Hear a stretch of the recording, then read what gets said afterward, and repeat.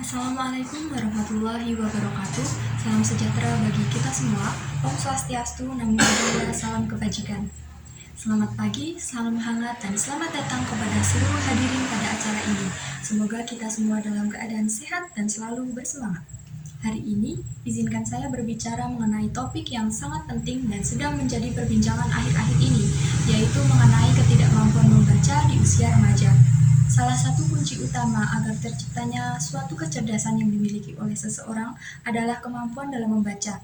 Di era globalisasi saat ini, kemampuan dalam membaca sangat dibutuhkan agar kita semua mampu memahami informasi secara kritis sehingga dapat bersaing dalam berbagai aspek kehidupan. Namun faktanya, masih banyak generasi muda di Indonesia yang kesulitan dalam membaca. Selain menjadi penghambat dalam perkembangan individu, hal ini juga menimbulkan tantangan yang cukup besar bagi kemajuan bangsa Indonesia. Dilansir dari laman Kemendikbud berdasarkan hasil studi PISA 2022 yang diterbitkan oleh Kemendikbudristek, Indonesia menduduki peringkat literasi 69 dari 81 negara.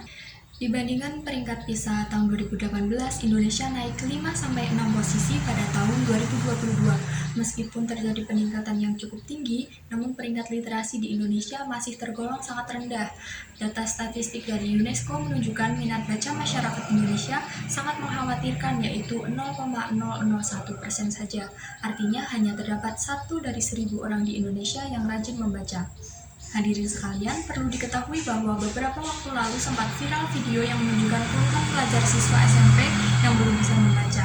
Alhasil, pihak sekolah memberikan jam tambahan bagi murid-muridnya yang belum bisa membaca untuk belajar membaca bersama guru-guru di sekolah tersebut. Hal ini tentu saja menimbulkan banyak tanda tanya bagaimana siswa tersebut belum bisa membaca sementara dirinya sudah berada di jenjang sekolah yang lebih tinggi. Kondisi ini sangatlah memprihatinkan, pasalnya hal ini dapat menjadi penghambat siswa dalam memahami pelajaran dan juga dapat berpengaruh pada kemampuan untuk berpartisipasi dalam kegiatan berkelompok atau bermasyarakat. Di tengah besarnya arus informasi digital, sangat disayangkan banyak remaja yang justru lebih suka menonton konten hiburan dibandingkan membaca bacaan untuk memperkaya pengetahuan. Terdapat beberapa faktor seseorang tidak suka membaca, yaitu antara lain kurangnya ketersediaan buku di perpustakaan sekolah, kurangnya role model untuk memotivasi siswa, dan masih banyak faktor lainnya. Ketidakmampuan membaca ini memiliki dampak yang luas seperti keterbatasan akademik, menghambat dalam dunia kerja, isolasi sosial, dan kesulitan dalam mengakses informasi.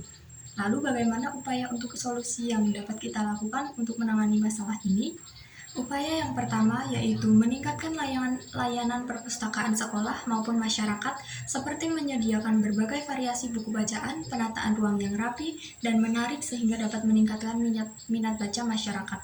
Yang kedua, memperbaiki pola pembelajaran di kelas seperti memberikan permasalahan kepada siswa sehingga siswa dapat berdiskusi dan menggali informasi lebih dalam terkait permasalahan yang dibahas dengan membaca.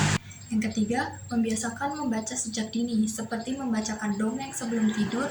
Hal ini dapat membangkitkan kesukaan anak terhadap buku bacaan. Yang keempat, membatasi penggunaan alat elektronik seperti telepon genggam dan lain sebagainya yang dapat menurunkan minat baca anak. Nah, sekarang mari kita coba membuat perbandingan dua kelompok remaja. Kelompok pertama berisi remaja-remaja yang tumbuh dalam lingkungan literasi, memiliki kebiasaan membaca sehingga dapat mengeksplorasi ilmu pengetahuan, sementara itu kelompok kedua tumbuh di lingkungan tanpa adanya bahan bacaan dan kurangnya perhatian tentang pentingnya literasi. Kelompok pertama dapat tumbuh menjadi individu yang kritis, percaya diri, dan mampu menyelesaikan masalah. Mereka tidak hanya sekedar dapat memahami teks saja, namun mereka juga dapat menggunakan wawasan yang telah diperoleh untuk mengubah hidup mereka. Berbanding terbalik dengan kelompok pertama, kelompok kedua memiliki keterbatasan dalam peluang pendidikan dan juga tertutupnya akses menuju masa depan yang lebih baik. Maka dapat disimpulkan bahwa literasi tidak hanya sekedar kemampuan dalam membaca dan menulis, tetapi sebagai kunci agar memberantas kemiskinan, ketidaksetaraan, dan ketertinggalan. Hadirin sekalian, dari segala hal yang telah dibahas, jelas bahwa literasi menjadi kunci utama untuk membuka peluang masa depan yang lebih baik. Rantai ketidakmampuan membaca dapat diputus dan memperkuat literasi sehingga dapat memberikan kesempatan bagi remaja untuk meraih masa depan yang cerah. Oleh karena itu, saya mengajak kita semua untuk bergerak bersama dengan memulai membiasakan diri membaca buku. Mari kita mulai dari diri kita sendiri, keluarga, lingkungan sekitar kita. Tidak lupa pula untuk memberikan sarana literasi seluas-luasnya bagi mereka yang membutuhkan. Harapan saya, suatu hari nanti kita dapat melihat bangsa ini penuh dengan generasi muda yang cerdas, berpikir kritis, dan dapat bersaing di dunia global. Mari wujudkan impian ini karena masa depan berada di genggaman tangan kita. Semoga apa yang kita lakukan hari ini menjadi langkah awal perubahan besar di masa depan. Terima kasih saya ucapkan atas perhatian dan kepedulian hadirin sekalian. Wassalamualaikum warahmatullahi wabarakatuh. Rahayu, Om Santi Santi Om. Semoga Tuhan memberkati kita semua.